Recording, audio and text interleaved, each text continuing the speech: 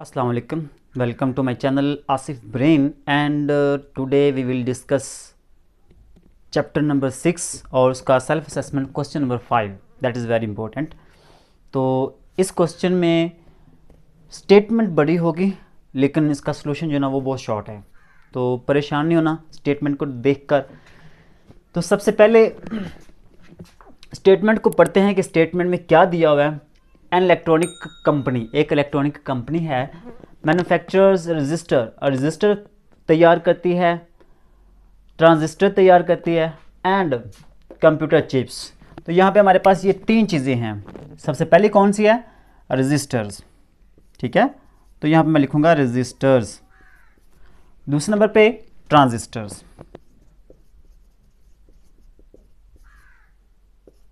ठीक है, और तीसरे नंबर पे हमारे पास कंप्यूटर चिप्स।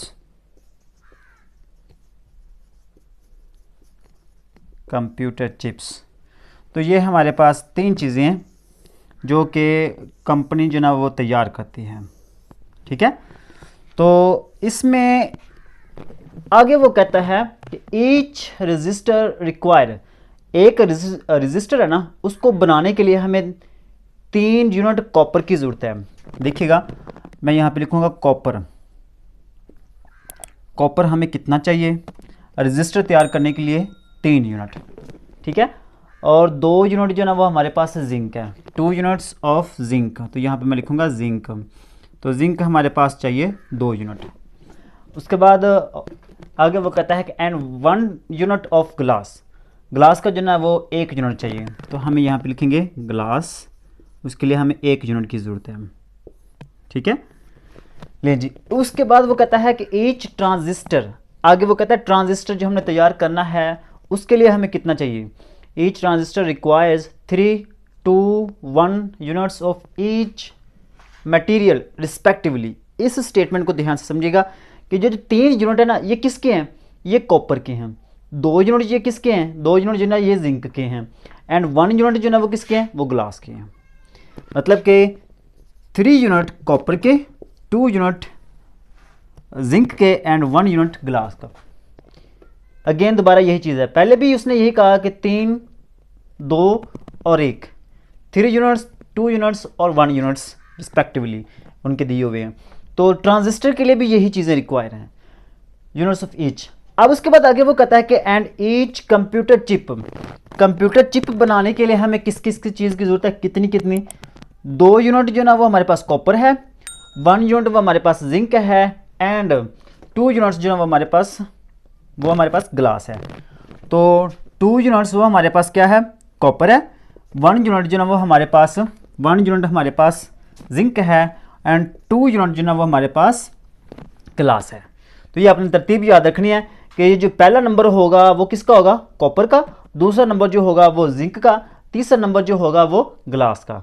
यहाँ पे भी आपने ऐसे ही याद करना है कि पहला जो नंबर होगा वो कॉपर का, दूसरा जो होगा वो होगा हमारे पास जिंक का एंड तीसरा नंबर जो होगा वो हमारे पास होगा ग्लास का, ठीक है।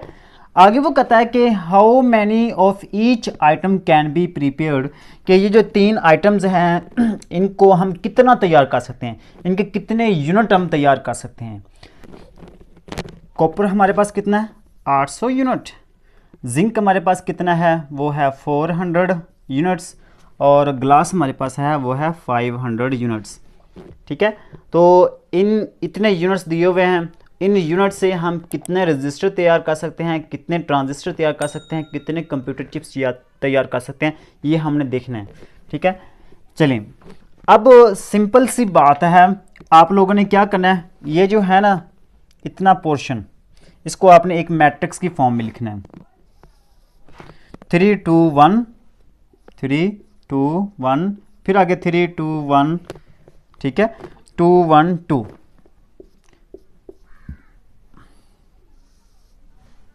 ठीक है, विच इज़ इक्वल टू, हमारे पास ये वैल्यू किसके इक्वल आएगी? 800, 400 और 500।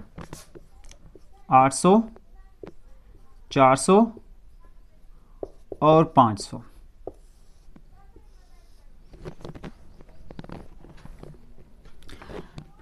अच्छा, इसके बाद आपने क्या करना है, यहाँ पे आपने पहले इसको सॉल्व करना है, फिर इसको लिखना है।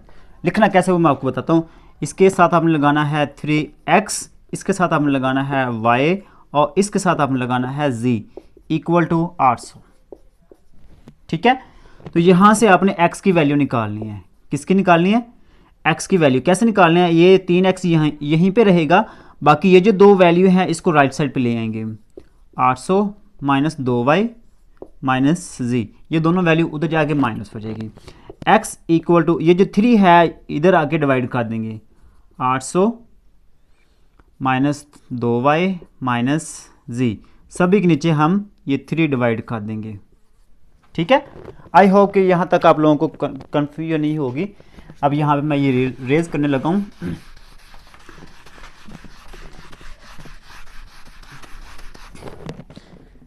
अब इसके बाद आपने क्या करना है, ये वाली इक्वेशन लिखनी है। 3x plus 2y plus z, 3x plus 2y plus z equal to कितना है? 400 है। देखिए यहाँ पे x गिवन है ना, तो x की जगह पे आपने x किसके इक्वल आया है? ये सारी वैल्यू।